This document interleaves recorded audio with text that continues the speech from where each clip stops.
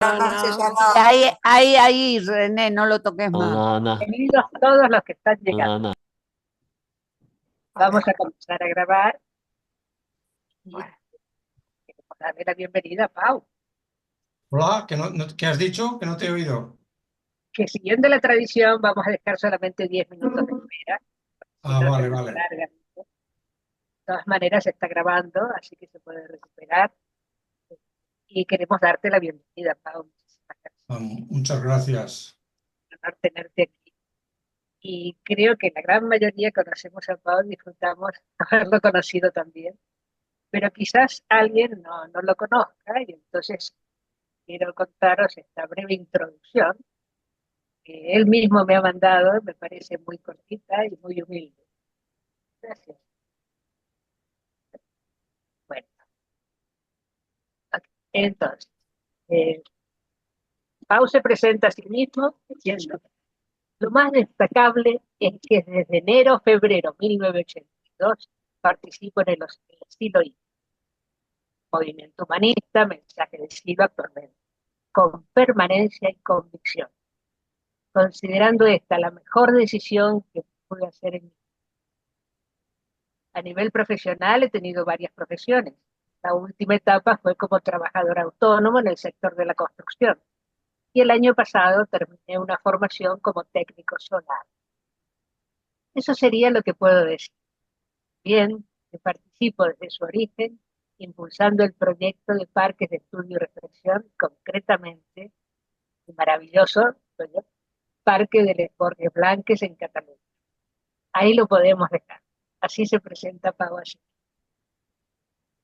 Y ahora cuento cómo sigue, para los que no han visto la ventana, cómo es la mecánica de esta entrevista. Le damos un ratito a Pau para que nos explique, haciéndole alguna pregunta genérica, que nos cuente también de su libro. Y mientras él va hablando, si alguien tiene una pregunta, la pone en el chat para todos. De todas maneras, cuando él considere conveniente terminar, comenzamos con las respuestas en las que estén escritas en el chat y también activando con el levantar la mano por si se quiere hacer alguna pregunta. ¿Se entiende la mecánica? Bueno, Pau, ¿cómo fue? ¿Te interesaron tanto esos primeros capítulos de La Mirada Interna? ¿Cómo surgió en ti el interés en profundizar? Cuéntanos un poco. Bueno, eso surgió pues a base de leer y releer, releer y la mirada interna. Siempre me topaba con eso que en al final del capítulo sexto dice que hay una forma real de estar despierto y es la que me ha llevado a meditar profundamente sobre lo dicho hasta aquí y es además la que me abrió la puerta para descubrir el sentido de todo lo existente. Eso que te lo diga en el capítulo 6, nada, y pues siempre me impactó, ¿no? Y siempre fue como un tema pendiente que fui preguntando y tal, pero nunca me saciaba, digamos, las respuestas, ¿no? Ya sabemos que quien tiene sed tiene que beber por sí mismo, nadie puede beber por ti. Así que no me tocó otra que tratar de responderme a mí mismo las preguntas que me suscitaba la lectura de esos capítulos. Y luego cuando surge los comentarios de Silo al mensaje, ahí en la introducción él dice, textualmente leo, dice, hasta el capítulo 5 las explicaciones se dan en un trasfondo de sinsentido que el buscador de verdades más definitivas se siente inclinado a descartar. Encontramos allí capítulos y parágrafos que merecen algunas consideraciones.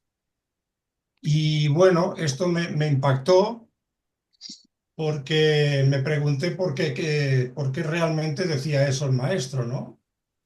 Y bueno, a mí me parece que la tendencia del ser humano es, bueno, a fugarse de donde hay problema, de no querer mirar, y podemos convertir toda nuestra búsqueda en una fuga, ¿no? Esa es una primera interpretación. Y luego fui viendo que en las antiguas tradiciones, por ejemplo, se decía que el ser humano era un mediador entre lo animal y lo divino. que estaba en el medio y que debía unir ambos mundos, lo terreno y lo eterno, dando sentido y unidad a todo. Entonces, buscar solamente lo eterno lo hacía extraviarse, y quedarse atrapado en los bajos instintos animales también lo encadenaba, ¿no? Entonces, la propuesta que decían antiguamente era que teníamos que ser un puente, un pontífice entre esos dos mundos, y ese era como el camino medio, unir esas dos partes, ¿no? Luego, bueno, el negro nos decía que en aquella cita del paisaje interno, que no hay pasión ni idea que se desentienda del acto humano, que se desentienda del abismo, perdón. Entonces decía, por tanto, tratemos lo único que merece ser tratado, el abismo y aquello que lo sobrepase, ¿no? Y encontré una nota que la he puesto aquí en el aporte, de un lama tibetano que hablaba sobre la vida del yogi Milarepa del Tíbet, y él aseveraba y decía que el nirvana es justamente la comprensión del samsara, que se llegaba al nirvana comprendiendo lo ilusorio, ¿no? Bueno, y eso fue lo que me motivó, eso fue lo que me motivó.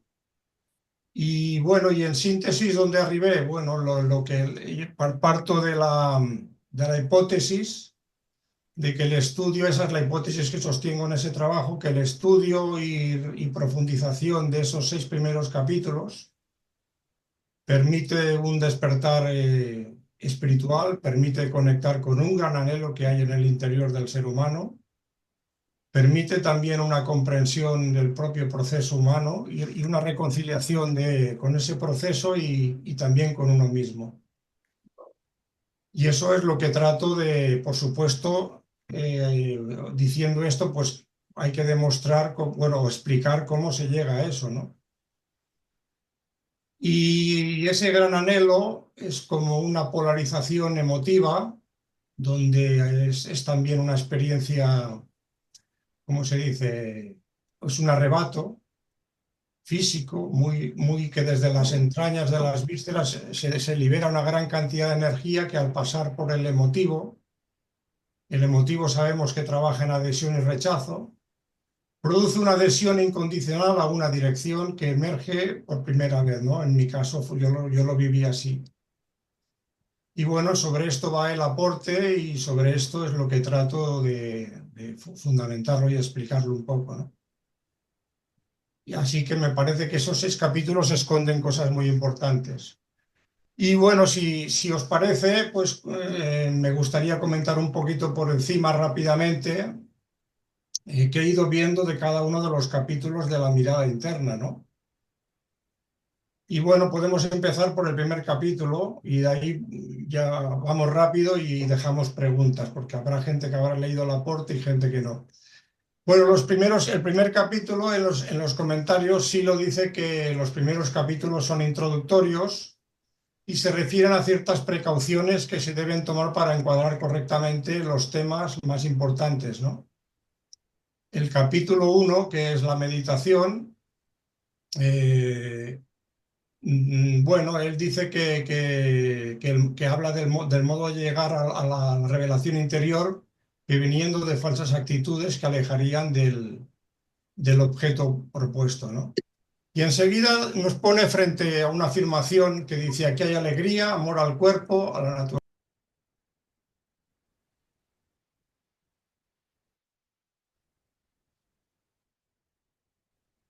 Pau, te has quedado muteado. Te has quedado muteado. Sí. Se ha cerrado solo, perdón. No sé dónde me he quedado, dónde me habéis oído. Se ha cerrado solo, no lo entiendo.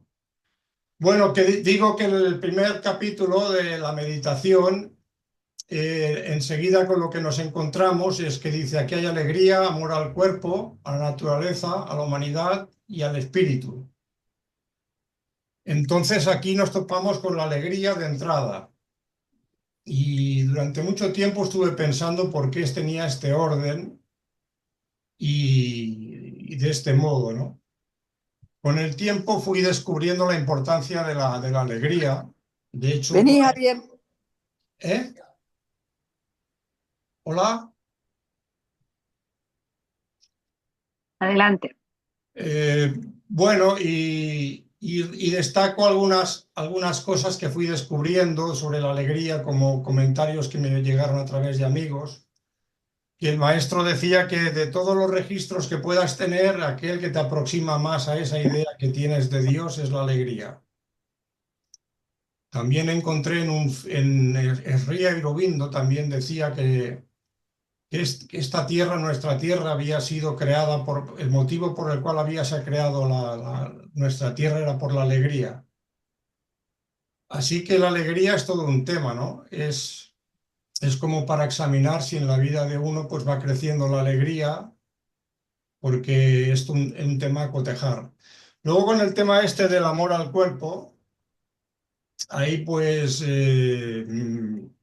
me vino a la memoria, bueno, con el tiempo fui pensando sobre el tema del cuerpo y escuché al filósofo Enrique Dussel, que él comentaba que Marx considera la religión el opio de los pueblos, porque desde el materialismo histórico, él veía que el cuerpo que toda la base de la realidad tiene una corporalidad, una materialidad. Entonces el cuerpo era parte de la materia y las religiones habían negado a la corporalidad, habían negado sus necesidades y ponían por encima del cuerpo al espíritu, al alma, y negaban las necesidades del cuerpo.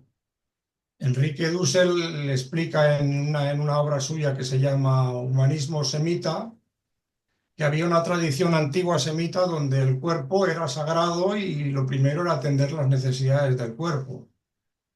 Luego ahí en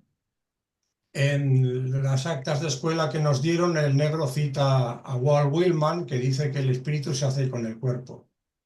O sea que el cuerpo está en la base de todo, en la construcción del espíritu.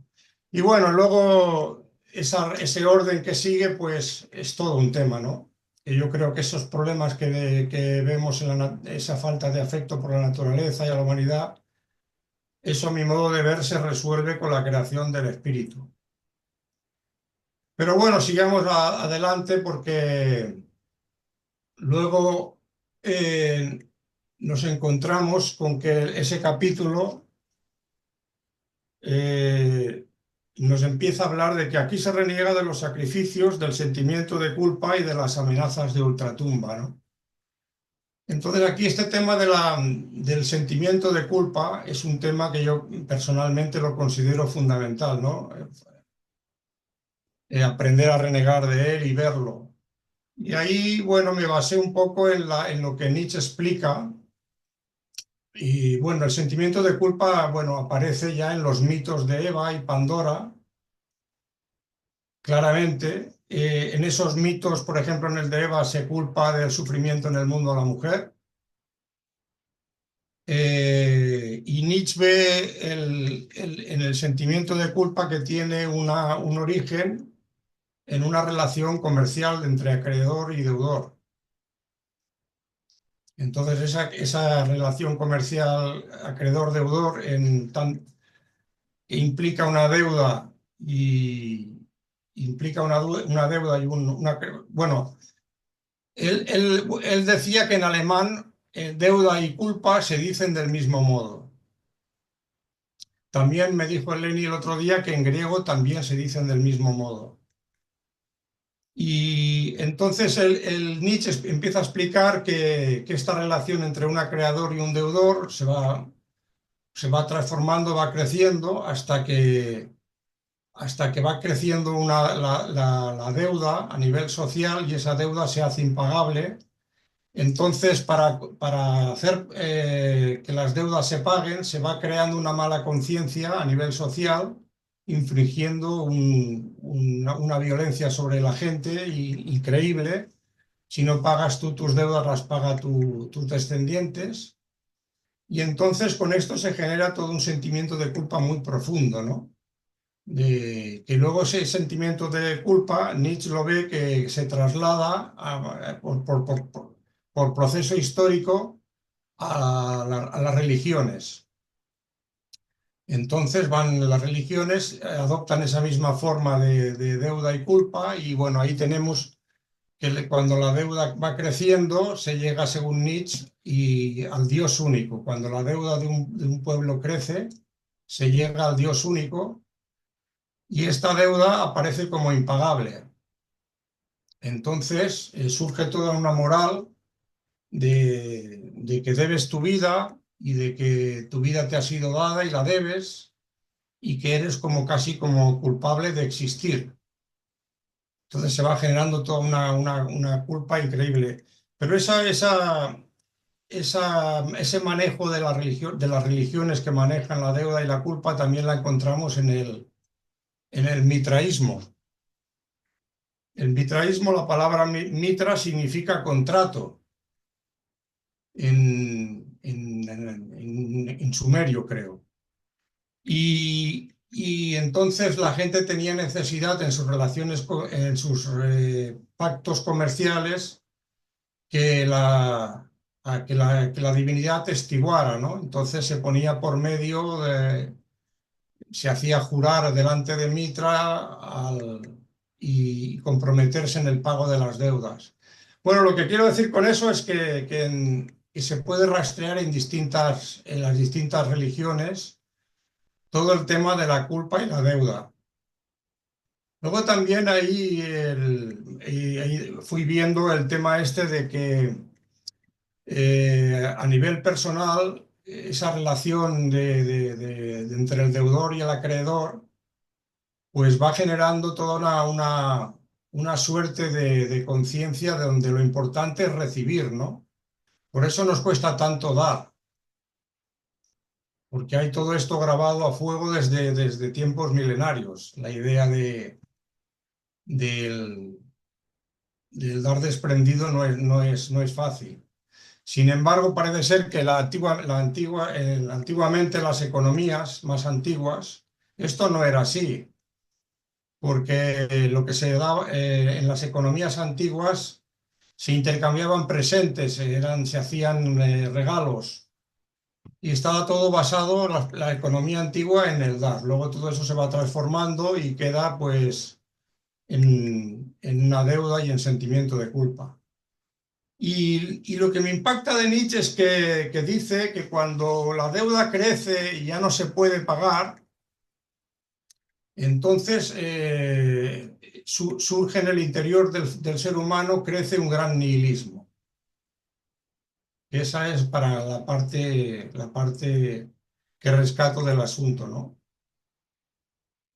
Y creo que, claro, por eso el maestro nos pone frente al tema de renegar de la culpa y de comprenderla, y de todo el tema de los sacrificios de ultratumba, que ese es otro tema, las amenazas con el infierno. Pero todo esto se continúa como forma mental, ¿no? Entonces, ese capítulo que pretende inaugurar una nueva civilización nos pone frente al tema de comprender de dónde venimos y poder tomar distancia de eso y reconciliarlo. Eso es lo que me parece, ¿no? Y bueno, ahí vamos al capítulo 2. Intentaré ser más breve, que es disposición para comprender. Y bueno, ahí voy rescatando, que lo pongo en el aporte, distintos notas que encontré de Ortega al respecto. Y algunas de ellas son realmente sorprendentes, ¿no? Porque el negro dice aquí que lo que nos propone el capítulo, sé cómo te sientes y todo eso, ¿no? Dice, no pienses que vas a comprender discutiendo conmigo. Y bueno, ahí explico todo eso. ¿Y qué más? A ver. Y hay una nota de Ortega que me gustó mucho, donde nos pone Ortega frente a los, ¿cómo se dice? Frente a los intelectuales, ¿no? Nos previene frente a los intelectuales, porque normalmente son los que se ponen a discutir todo, ¿no? Y bueno, ahí encontré una nota que dice que Ortega decía que Aristóteles había sido uno de los mayores genios humanos pero que no debería ser muy bondadoso. Aristóteles era un razonador y con suma frecuencia los razonadores, decía él, son animales de sangre fría aviesos. Por ambas razones, en todas las revoluciones sangrientas, decía Ortega, han intervenido un pasmoso número de matemáticos. Entonces, bueno, él nos ponía en fin, eso. Y luego también encontré una nota del Negro que decía que el racionalismo aún no ha rendido cuentas a la historia y su censura ha afectado al proceso humano. La Inquisición de otra época no es la única que ha afectado al proceso humano, sino también y con mayor gravedad al racionalismo. Bueno, eso es lo que, como que, como en nuestras sociedades todo se discute y todo eso, pues bueno, me pareció oportuno resaltar todo eso para evitar, bueno, discusiones innecesarias. Y bueno, aquí entramos en el tema del capítulo 3, el sinsentido. Y aquí está el tema, es un tema peliagudo este, pero a ver, no sé cómo explicarlo, porque,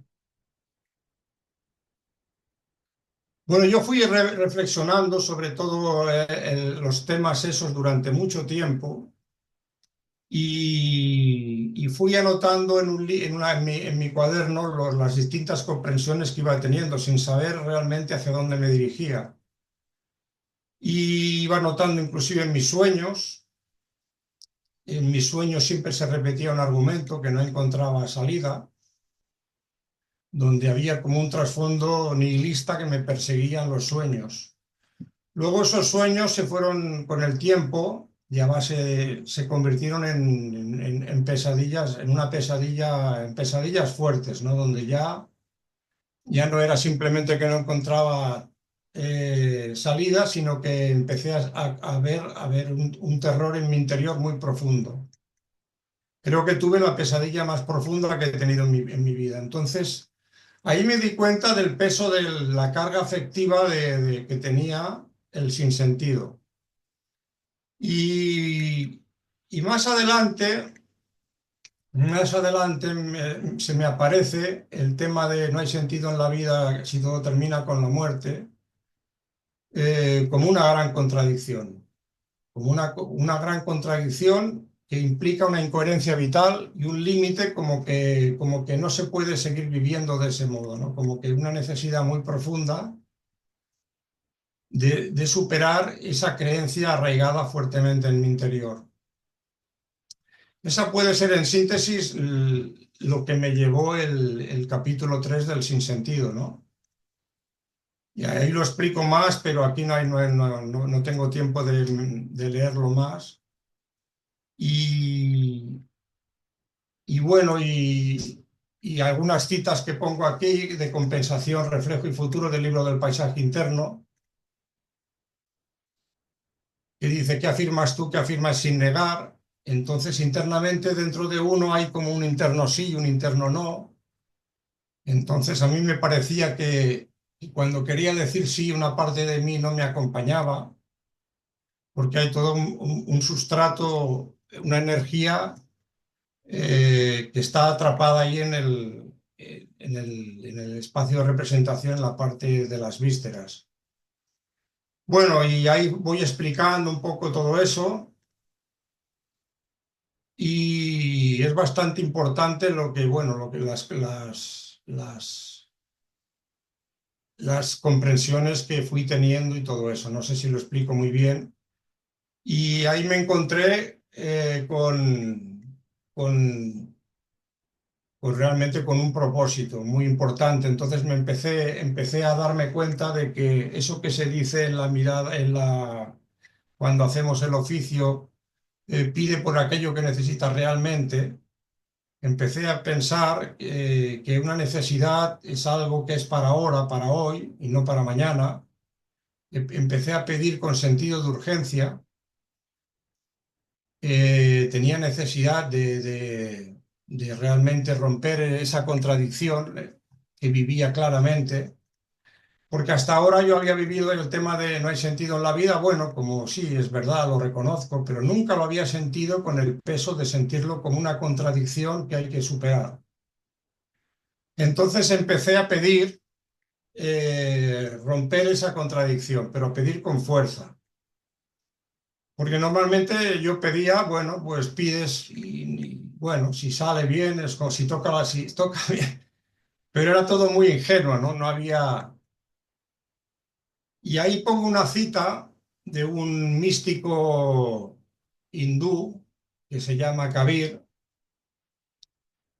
que dice: oh amigo, espéralo mientras vivas, conócelo mientras vivas, compréndelo mientras vivas, pues en la vida está la liberación. Si no rompes tus ligaduras mientras vives, ¿qué esperanza de liberación hay en la muerte? La idea de que el alma tendrá unión con él porque ha salido del cuerpo es solo un sueño vacío. Si a él se le encuentra ahora, se le encontrará después. Si no es así, vamos a morar en la ciudad de la muerte. Si logras la unión ahora, la tendrás luego. Báñate en la verdad. Dice Kabir: lo que nos socorre es el espíritu de la búsqueda constante. Soy esclavo de ese espíritu. Ese es un poema de Kabir. Kabir fue un místico hindú venerado tanto por los hinduistas como por los musulmanes. Un tipo muy interesante. Y a mí me impactó esa cita porque realmente me ponía en presencia de esa necesidad, ¿no? Del gran anhelo que describo. Y bueno, ahí entramos en otro capítulo que es el tema de la dependencia, un capítulo que me costó realmente bastante tiempo entenderlo. Y fui escribiendo a distintas personas, fui acumulando correspondencia. Y entonces en el aporte pongo una respuesta que me dio Marcos Pampillón, que me gustó mucho, y donde él me sugiere que la dependencia es como el agua que el pez no ve, que hay que aprender a verla. Entonces estuve bastante tiempo y ahí voy poniendo algunas reflexiones, algunas comprensiones. Y bueno, vas reconociendo que en ti pues hay una identidad que está formada por una imagen de sí, por unos roles y tal, que esto te viene del medio, pero todo eso es cambiante y, como dice, es algo variable. Y entonces, bueno, eso te pone en presencia de una identidad más profunda que observa todo eso. Y luego también de que efectivamente, como explico ahí, pues esa idea de que somos un yo singular es una ilusión absoluta. En realidad siempre somos un nosotros. Ese yo que supuestamente es un yo es totalmente ilusorio. El lenguaje que usamos es social, todo es social. Y bueno, y ahí explico algunas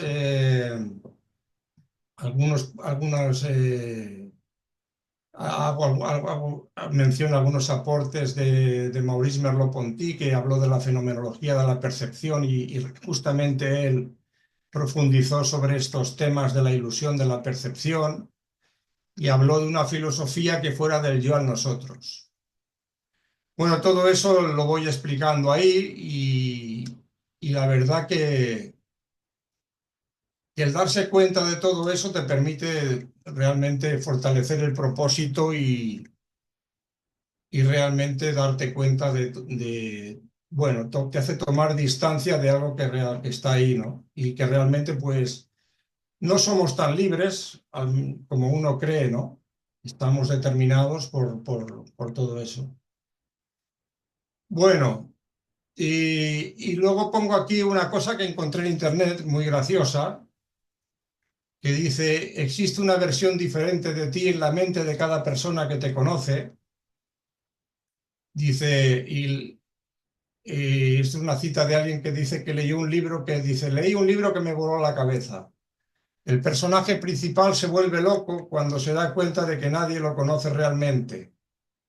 La idea principal es que la persona que tú consideras como tú mismo solo existe para ti e incluso tú no sabes realmente quién es.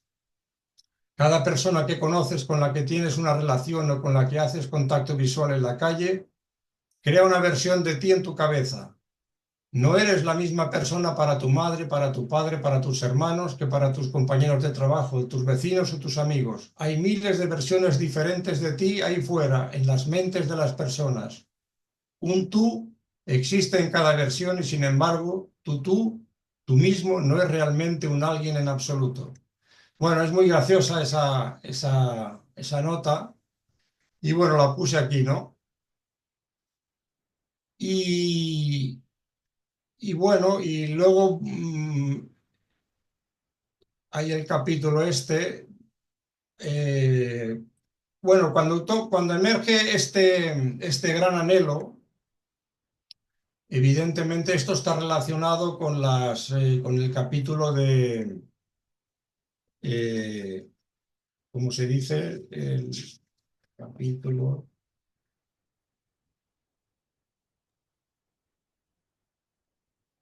La sospecha. Sí, la sospecha del sentido, es que no lo veía aquí. Exactamente. Entonces empecé a ver el tema de la sospecha, como a reconocerla como una, no algo ocasional, sino que realmente en mi vida hay una constante en que me sentí que siempre había estado como llamado, ¿no? Un llamado interno. Y empecé a ver que en mi infancia había tenido aficiones así que me habían como obsesionado, sin razón.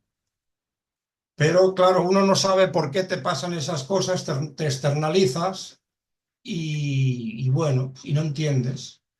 Pero con la distancia y con la reflexión y con todo este trabajo que he hecho, empecé a comprender que siempre había habido como un llamado interno a conectar, a abrirme a la presencia de una fuerza, que algo me había estado llamando. Entonces, entre ese llamado y toda la meditación anterior, es ahí que se abrió y se liberó una gran energía, ¿no? Fue como... Es difícil explicarlo, pero después de haber reconocido ese gran anhelo, eso implica realmente como que algo nuevo ha nacido en ti y también implica como que hay un cambio muy profundo en uno, de ese trasfondo que me perseguía, realmente desaparece y aparece como una nueva esperanza, ¿no? Muy cercana a la alegría, que desde entonces me acompaña. Desde ese registro empecé a ver, me acuerdo que en las Navidades empecé a ver el tema de la Navidad y empecé a ver que ese Belén, toda esa cosa que que celebramos en Navidad, pues se me apareció como un significado muy cercano, como una analogía a lo que estaba viviendo, ¿no? Entonces, si os fijáis, la Navidad se celebra, hay un pesebre, en el interior hay la Inmaculada Concepción, el niño Jesús, el Hijo de Dios, y entonces para mí esa es la alegoría de la Inmaculada Concepción, es cuando el ser humano en estado virginal, libre de todo concepto, libre de todo ensueño, alejado de todo centro de poder, en contacto con la naturaleza y con la vida más humilde, hace nacer el espíritu en su corazón, ¿no? Y la figura de José, pues se me aparecía la interpretación como el propósito. Y eso me impactó mucho, ¿no? También me impactó bueno, yo durante un tiempo me dediqué con un detector de metales a buscar cosas, encontré muchos símbolos religiosos, que los limpiaba, pero de siglos de antaño, ¿no? Y encontré símbolos religiosos judíos. Y empecé a pensar qué simboliza esto que me atrae, ¿no? La estrella de David. Y empecé a ver que tenía relación con lo que estaba experimentando, ¿no? Entonces, ese gran anhelo que me orientó como propósito hacia nuevas relaciones y comprensiones, me llevó a comprender también esos dos triángulos, ¿no? Entonces empecé a buscar y el sello de Salomón o la estrella de David tiene que ver con un símbolo que aparece en su origen en el Cantar de los Cantares, que eran atribuidos al rey Salomón. Entonces los dos triángulos entrelazados responden al verso bíblico, yo soy de mi amado y mi amado es mío, y hacen alusión a la alegoría de la unión del cielo y la tierra y hablan del amor kenótico y de la kenosis. Entonces, ¿qué es la kenosis? ¿Qué era la kenosis para los judíos? Y era el vaciamiento de la propia voluntad para llegar a ser completamente receptivo a la voluntad de Dios. Y esto me resultó muy inspirador porque realmente lo que sentía era eso, ¿no? Sentía que ese gran anhelo era un vaciamiento de mi propia voluntad para ser receptivo a las señales del sentido, que claramente empezaban a aparecer. Bueno, y eso es un poco a grandes rasgos. Ahí explico más cosas y bueno, ya no quiero extenderme más, dejemos al, al... Ah, sí, bueno, una parte importante y termino. El tema del capítulo del sueño y despertar. Este capítulo para mí también me resultó muy importante. ¿Por qué me resultó muy importante? Bueno, pues porque llega un momento que dices, en la vida no te puedes seguir basándote, apoyándote en cosas ilusorias, en sueños. Vivimos en un momento donde en las redes sociales están llenos de fake news, de noticias falsas. Entonces, ¿qué es lo real? ¿Qué es lo ilusorio? Y, y creo que ese capítulo nos habla, nos pone en presencia de realmente de guiarnos por aquello de que consideramos genuinamente que es real y dejar de lado todo lo ilusorio, ¿no? Y poner en el centro de nuestra vida la importancia de lo real.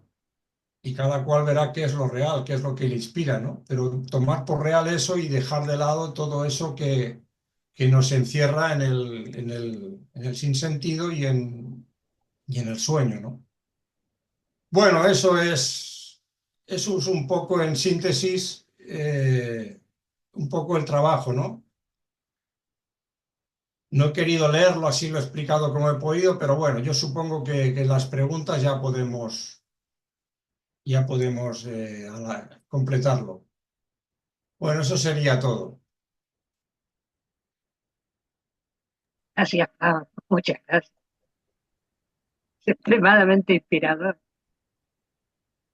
Veo que no se han puesto preguntas, pero Ana que ha levantado la mano.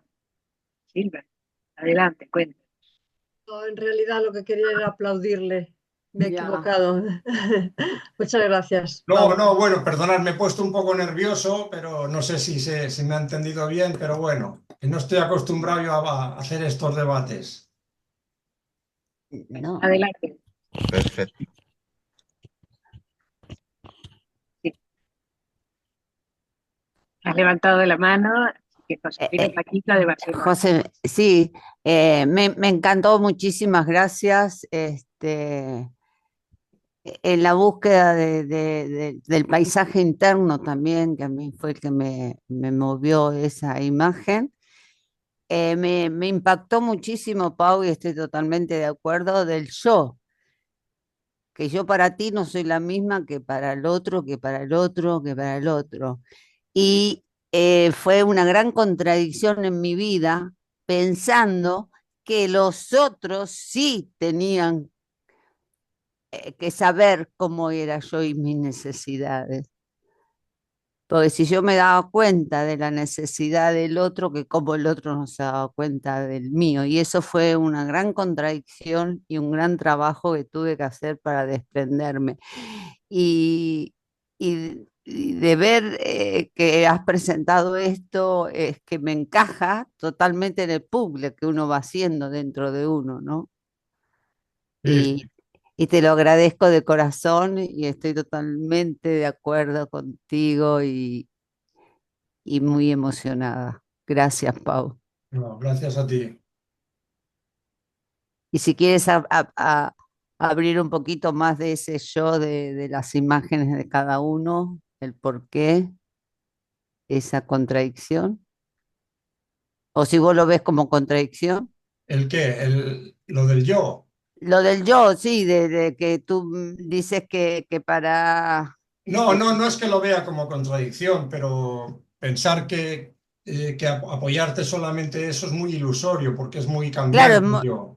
claro, es La muy cambiante. contradicción para mí era lo otro, era la carga visceral de creer que todo termina con la muerte, ¿no? Que está ahí grabado a fuego el nihilismo que hay que había en mí, ¿no? Claro, claro, claro.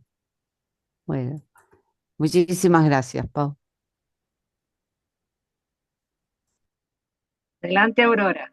Bueno, yo no sé poner la manita, pero leí el trabajo de Pau hace tiempo y le agradecí mucho que me lo mandase. Le quería dar la enhorabuena porque ha sido muy valiente, me resulta a mí.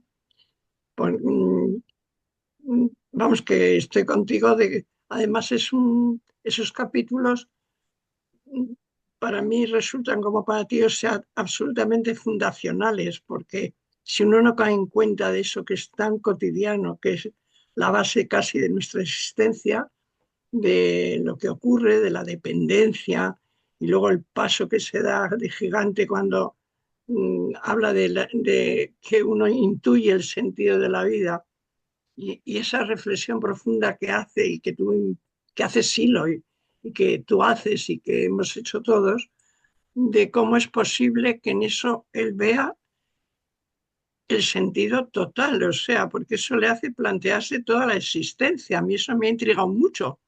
Yo Sí, muchas sí, veces me pregunto cómo es posible que este hombre con estas reflexiones en algo tan elemental haya sido capaz de elaborar una doctrina. sí, Porque sí. si él no descubre, no cae en cuenta de que yo tengo otra forma de ver la existencia que no tiene nada que ver con esta, que me puede pasar cuando contemplo una flor o cuando estoy enamorada, pues dices, ¿cómo es posible que pegue estos saltos y que lo formule también? Así que, bueno, que me parece muy bonito además porque yo estoy también estudiando todo eso. Además, estudiando por como a todos nosotros, por no sé si 20 a la vez, pero no importa.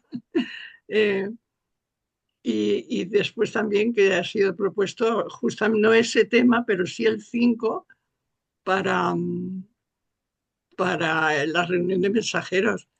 Sí, Y si sigues avanzando, pues ya te mueres. al respecto de eso que dices de descubrir el sentido de todo lo existente, cuando conecté con ese gran anhelo que se liberó tanta energía, yo sentí que, bueno, que somos un ecosistema vivo, ¿no? Donde las células, los organismos, todos, es como que todo converge en el plan de la vida para el nacimiento del espíritu. Eso lo sentí muy claro, como que todo el proceso de la vida apuntaba al nacimiento de eso. Eso lo sentí muy claramente. Enhorabuena, Pau, gracias. No, no, bueno, es una comprensión que me hizo ver como que el plan de la vida apunta a eso, ¿no? Tenemos otra mano levantada, Consuelo y Osvaldo. Sí, bueno, a ver, Pau, yo, como te comenté hace poquito, me leí muy deprisa tu aporte, me gustó mucho, me lo leí en una sentada, yo creo que en media hora, y me quedó el sabor de que había mucha cosa ahí interesante, ¿no? Y de hecho me lo he vuelto a leer, me lo he vuelto a leer antes de empezar esto hoy, ¿no? Hay varias cosas que me han impactado.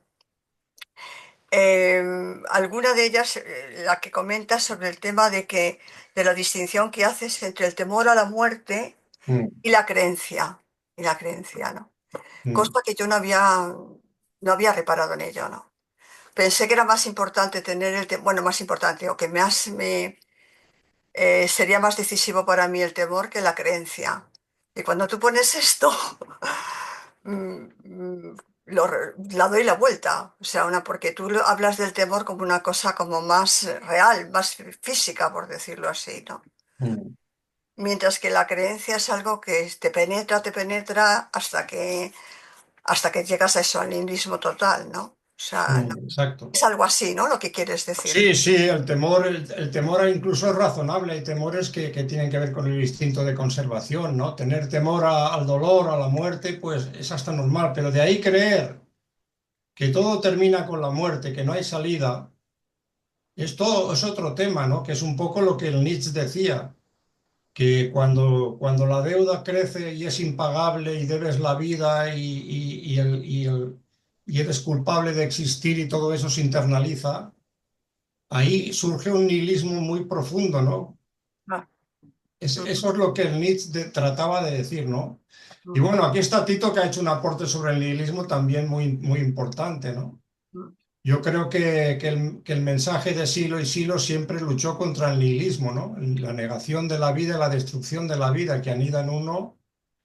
Y bueno, nosotros vamos en el río de la historia y toda la historia. Por eso decía que el estudio de estos capítulos te reconcilia con el proceso humano, porque tú reconoces que eso también está en ti y eso viene de hace siglos y siglos. ujú. Bueno, eso. Y bueno, y otra cosa, te diría un montón de cosas, pero bueno, otra cosa también era con eso que hablas también de los grandes miedos del ser humano impiden dar a la vida una dirección querida y con significado, ¿no? Mm. Claro, yo veía el miedo como algo oprimente, como un bloqueo de la energía y que evidentemente me impedía avanzar, ¿no? Pero hasta el punto de impedir dar a la vida una dirección querida, eso no lo había tenido tampoco muy en cuenta, ¿no? Entonces, ha sido, por decirlo, o sea, una profundidad más, un descubrimiento más profundo, ¿no? Del tema, ¿no? Cosa que te agradezco un montón. Hay varias cositas, varias joyitas, varias pepitas de oro que las vas metiendo, ¿no? Y que ayudan un montón a realmente reflexionar sobre esto y a trabajar sobre ello, sobre todo, ¿no? Y a trabajar sobre ello. Eh, Aunque lo has comentado, me gustaría que te extendieras un pelín más. O sea, te has comentado cómo has ido haciendo el trabajo, qué es lo que has ido comprendiendo, pero una vez que has terminado todo el trabajo, em, ¿qué es lo que más te ha ayudado más que a comprender, a registrar una cosa diferente? ¿Fue el sueño ese que tuviste? ¿Qué Bueno, fue? ese ¿Qué sueño que otra tú, cosa? sí, ese sueño fue muy importante porque me permitió reconocer el peso del sinsentido en mi vida, ¿no?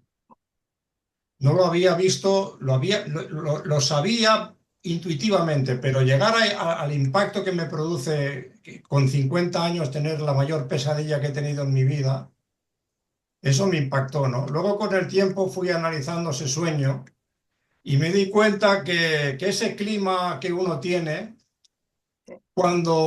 cuando se concreta, se lo puede ver como imágenes porque se está desgastando, ¿no?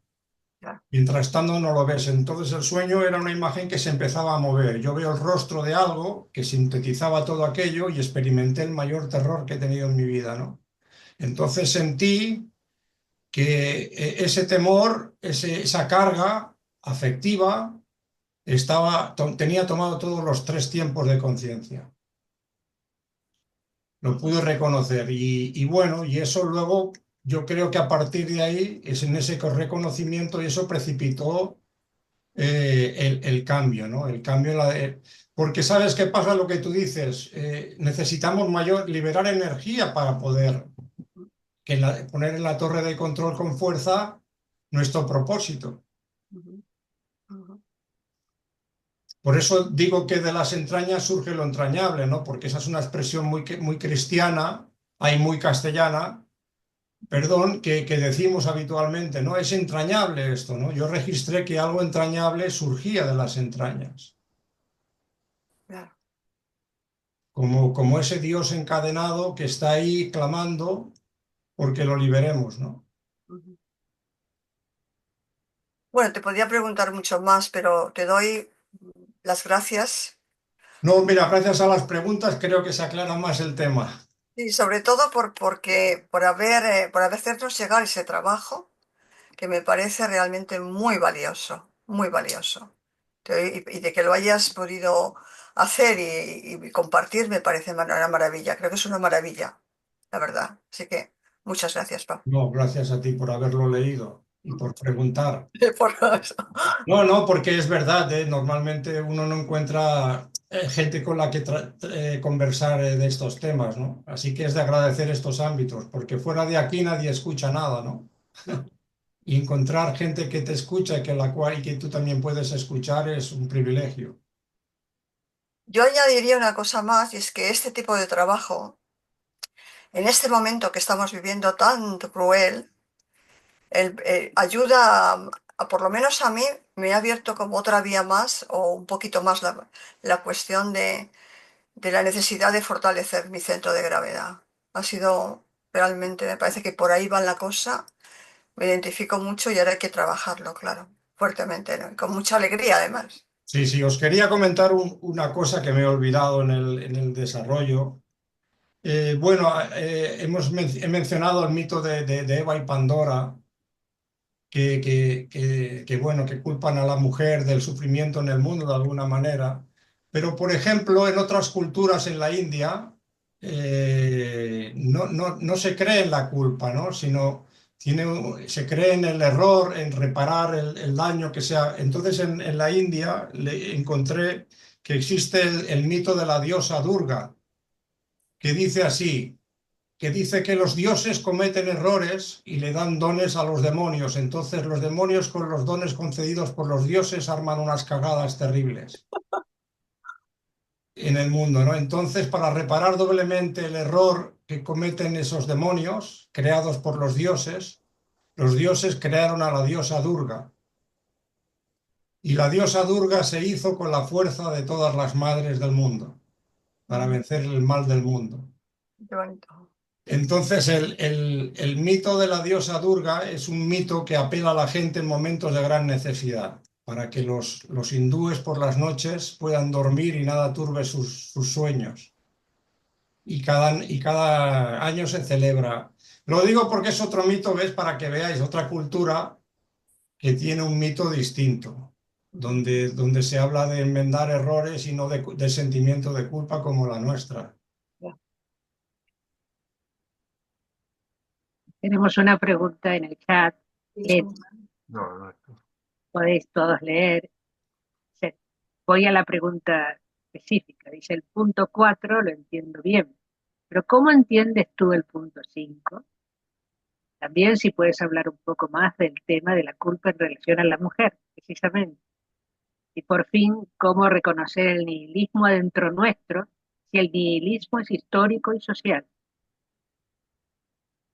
El punto 4 se refiere Es a la dependencia. de la dependencia. ¿Cómo, qué afirmas sin negar? ¿Qué afirmas tú sin negar o sin aritmética Es repetición? sí, lo escribo, ¿no? El pasaje. A ver. Bueno, eso es del paisaje interno de Silo, Sí. ¿no?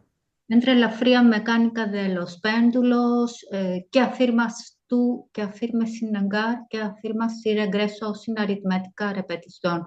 Y eso lo entiendo y lo entiendo también que ahora que hablo, entiendo que afirmo algo negando, ¿no? Pero lo que me cuesta, aunque lo puedo intuir, ¿no? Pero me cuesta hacerlo realidad. ¿Y qué sería lo eh, que dice, si afirmas aquello que se busca a sí mismo, eso cuya naturaleza es transformarse? ¿Y cómo lo entiendes tú eso?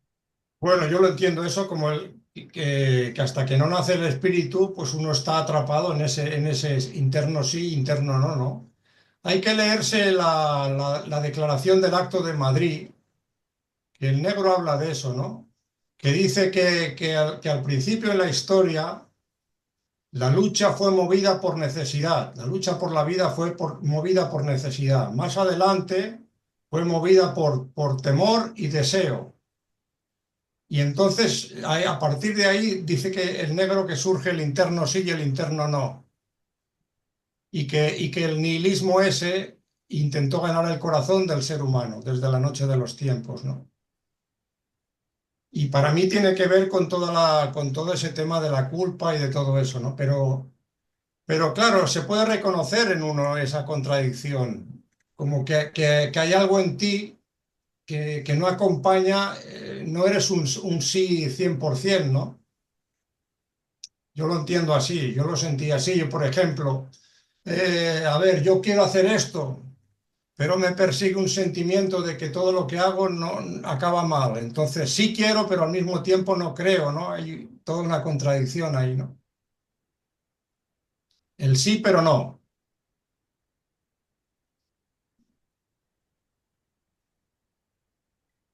Gracias.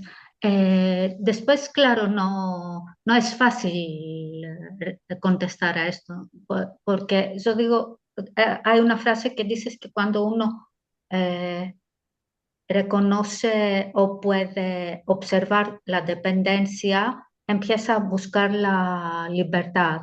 Y dentro de esto me pregunto, ¿y cómo uno puede reconocer el nihilismo que quizás se esconde mejor que la dependencia?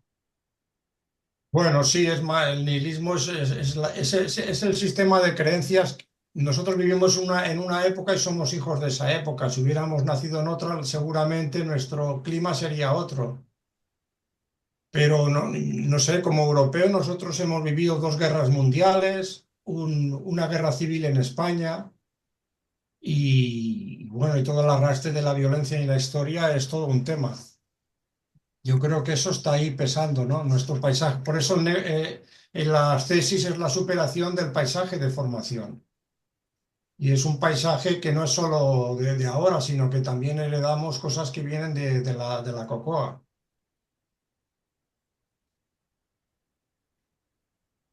Bueno, gracias. Y por fin, ¿cómo has hablado de que la culpa quizás es más del occidente que del oriente, o nosotras la reconocemos muy bien la culpa, y que has dicho algo de los dioses que, que dan dones sin Bueno, saber bien a qué. me No, refería, sí, sí, decime, sí, sí. no, me refería que las primeras, las transacciones económicas más antiguas no eran del modo en que las describía Nietzsche. Anteriormente a eso, Ya. las relaciones la gente donaba sus presentes. Yo creo que por eso Silo, en el acto de la inauguración del Parque de la Reja en el 2005, él dice que las gentes cuando se reúnen intercambian presentes y regalos, porque ese es el origen de la economía antigua. Luego todo eso se pervertió y se genera una relación entre un acreedor y un deudor y el que no paga era sometido a todo tipo de castigos y le fueron creando una mala conciencia, ¿no? Por eso el negro también yo creo que habla de superar la mala conciencia en la ceremonia de reconocimiento. Una mala conciencia que ha sido creada, fíjate, siglos. Y toda esa forma comercial de que yo trabajo si me dan salario, ¿no?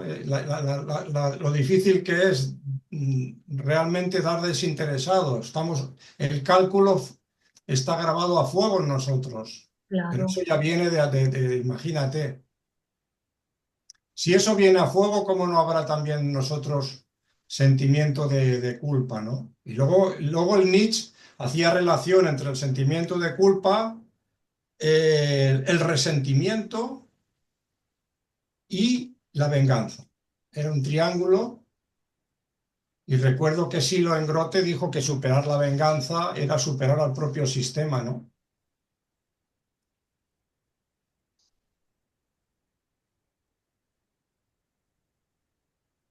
Bueno, sí, sí, el tema de la culpa lo hemos hablado la otra vez también, ¿no? Que por eso te pregunté sobre, porque yo lo veo como mujer también, pero lo veo en general. No, lo que te quería decir de los dioses, de lo que decías de los hindúes, me vino lo que dice Silo, que los dioses son arbitrarios y que no van con la justicia de los hombres. No, Y bueno, eso me imagino que lo dice en otro contexto. Yo no me refería a eso, no, bueno, a ver, yo te quería hablar de un mito griego, ¿no? De Prometeus encadenado, que ahí Prometeus hace un buen acto, ¿no? Un acto unitivo, da el fuego a los hombres, pero el dios lo castiga. Y lo castiga no porque es justo o injusto su acto, ¿no? Sino porque le dijo que no lo hiciera. Y eso en la Grecia antigua era hubris, no sé cómo lo dicen. Así que hay dos partes, ¿no? En este mito. Tampoco el dios está mal, ¿no? Porque no le respetó a Dios el Prometeo.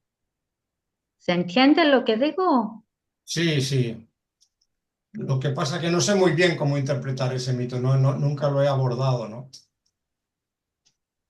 No, bueno, digo que quizás los dioses, si hay, no tienen la misma concepción de justicia que tenemos nosotros. Bueno, eso. Muchas gracias, Pau. Nada, a ti. Tenemos a Gianluca que ha levantado la mano y luego Eva. Hola, primero muchas gracias por ese aporte. Me di cuenta en el último tiempo que ese trabajo que hiciste tú sobre esos capítulos son muy poco. Significa que cuando hice seminario con otra gente se quedó mucho en el intercambio, pero digamos así, escrito está muy poco. Yo empecé, bueno, como 20 años y todavía casi cada día trabajo sobre los textos y me puse también ¿cómo se llama? La meta, el traguardo de hacer una exégesis de esos capítulos y hablando con otra gente, por ejemplo, alguien del Centro de Estudio de Italia, él también hizo solo un capítulo y él también me contó que está muy poco de esos trabajos, así que es muy bueno de hacerlo. Y la única cosa que quería decir es que con ese trabajo que también yo hice en todo esos años, me di cuenta que, primero, claro, las explicaciones son muy diferentes entre cada uno, o eso que puede traducir de esa palabra son diferentes. Y yo me quedé a un nivel muy, que me di cuenta intelectual, así. Y cuando leí otra vez esas frases que hablaba sobre la enseñanza, que decía que se hace a través de la experiencia de la meditación, me di cuenta de la importancia de la experiencia. Eso pienso que el paso que tendría que hacer cada uno, y yo especialmente me siento de hacer ese paso, porque pienso que cada uno de la experiencia puede recibir la respuesta segura y clara y no elaborada. Así que pienso eh, que cada uno tiene que buscar esa experiencia y así que pregunto también a Pau la parte de la experiencia que él hizo, no la parte de ese trabajo, así, o eso que salió del trabajo en su experiencia de vida. Bueno, yo creo que no sé si lo he dicho, igual me lo he dejado, que toda esta meditación de los capítulos de la mirada interna tiene que ser realizado desde el corazón desnudo y la intuición, y con gran verdad interna. O sea, es como que uno tiene que empezar a sacarse de la cabeza todo lo que cree y buscar la respuesta de otro lado, ¿no? Otro tipo de registros. Yo creo que va por ahí. Ujú. Y bueno, es como la disposición para comprender, ¿no? Eso es lo que veo, ¿no? Y lo que a mí me ha servido, ¿no? Y personalmente en mi proceso siempre me ha ayudado mucho la verdad interna, ¿no? La idea de verdad interna, no mentirse uno a sí mismo, no creer que todo está comprendido, resuelto, ¿no? Sí, está bien, gracias. Adelante, Eva. Pau, Hola. ¿qué tal? Me parece muy interesante lo que has hecho de una búsqueda en otros autores de temas similares y resonancias, y no solo filósofos, también místicos, algunos no tan conocidos como Simone Weil, que yo especialmente valoro mucho. Y así que me parece es un lindo aporte. Y mi pregunta va un poco en el sentido de lo que preguntaba Gianluca. Me pareció entender que habías tenido algunas experiencias, además del sueño.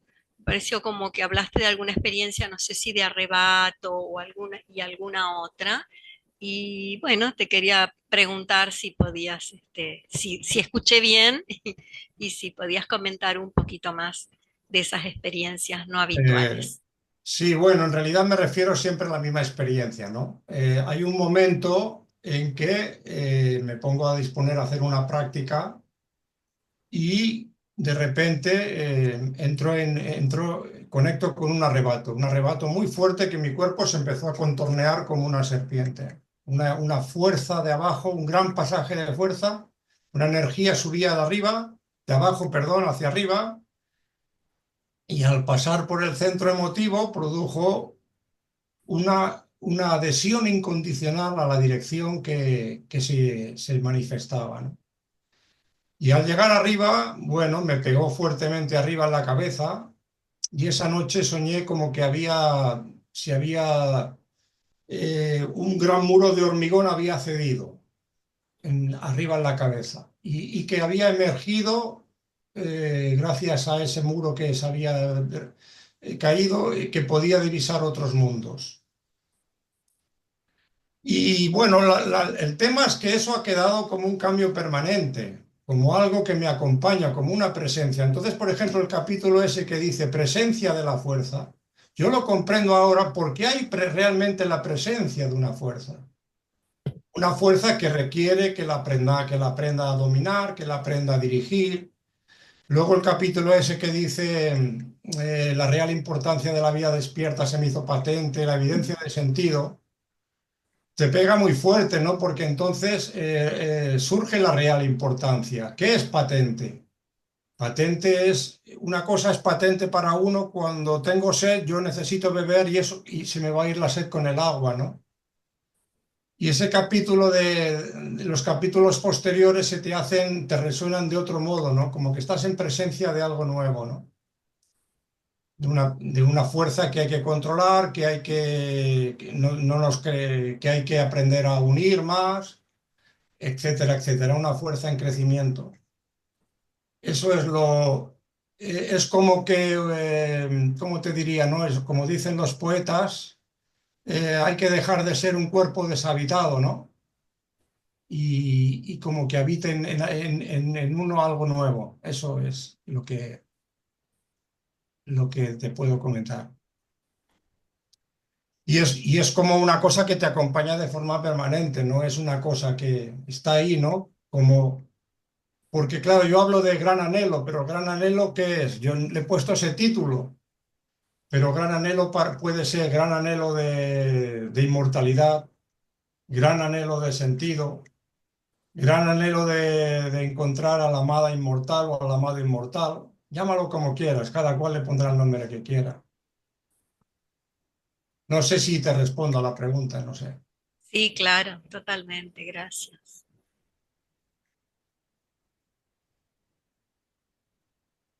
Pau, una Sí, pregunta.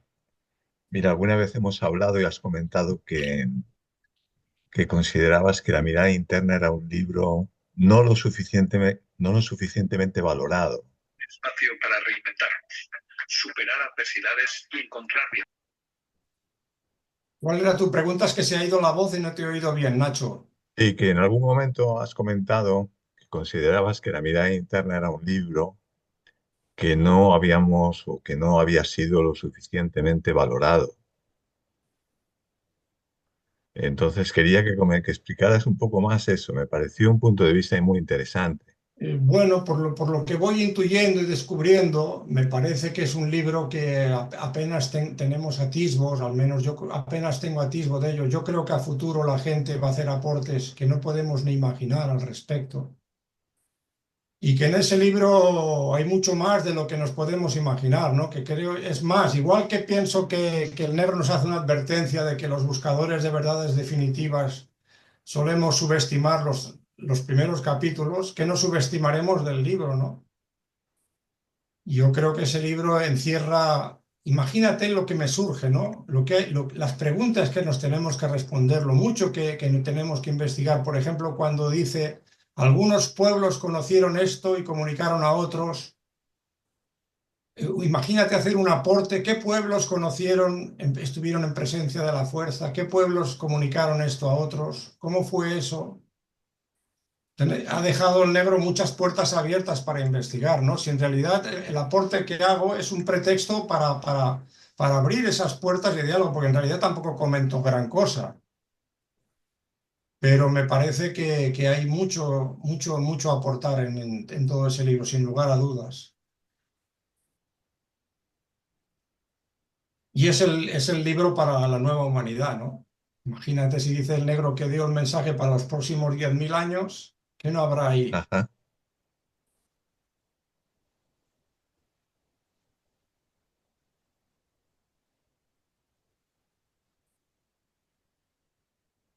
muy bueno. Muchas gracias, Pau. No, a ti, Nacho, por preguntar.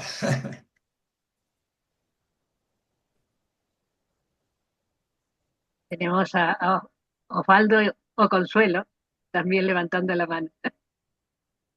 Bueno, en primer lugar, gracias, Pau, y por este estreno en los debates de un tema tan fuerte, tan importante y de tanta profundidad, y que a veces uno la mirada interna lo tiene olvidado, pero hay que volver una y mil veces ahí de vuelta Mm, para poder beber de esa, realmente es de la fuente, ¿no? Todos los demás son más que son interesantes, pero tú en este caso con lo que se decía, ¿no?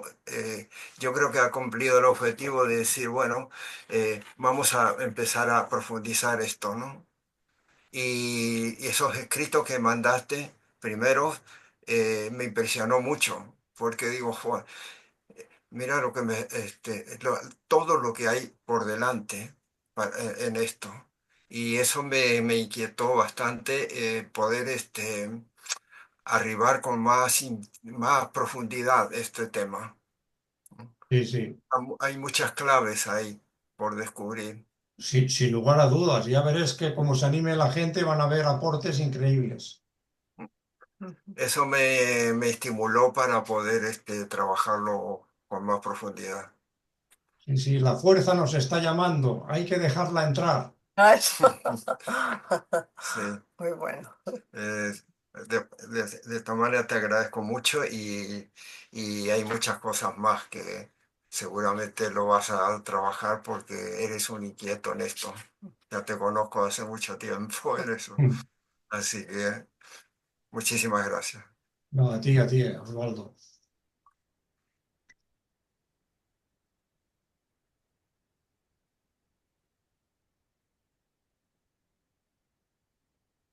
Nuestros comentarios, preguntas, sintonía.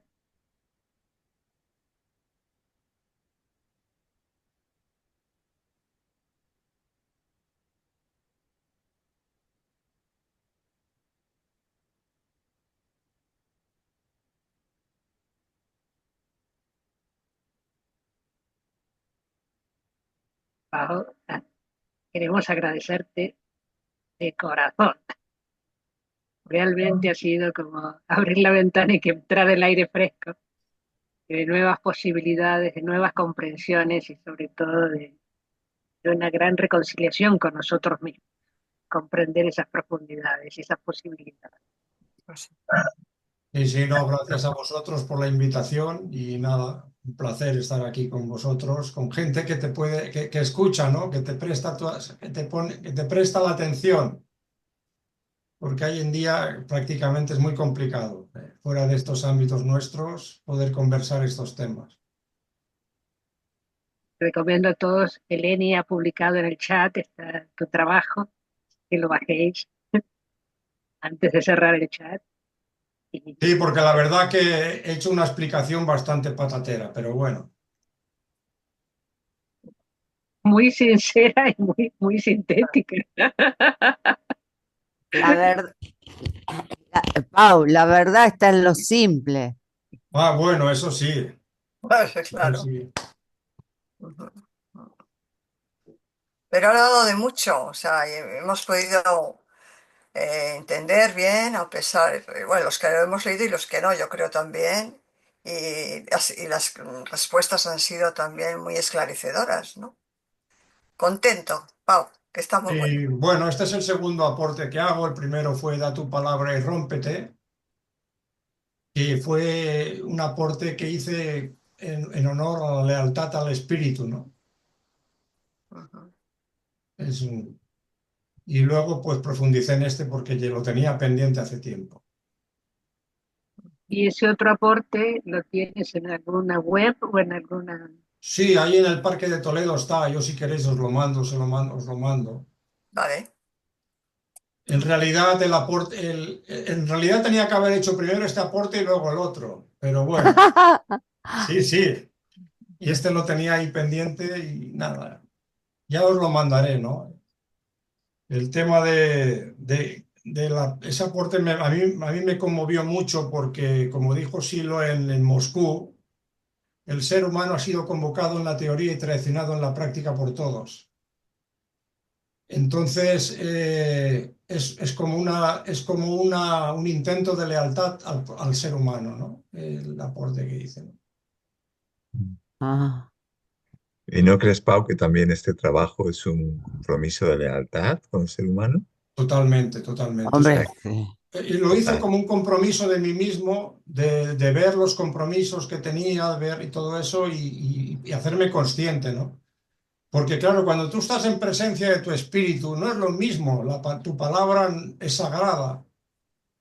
Tú no puedes fallarle al otro, rompes la cadena del amor, es todo un tema ese.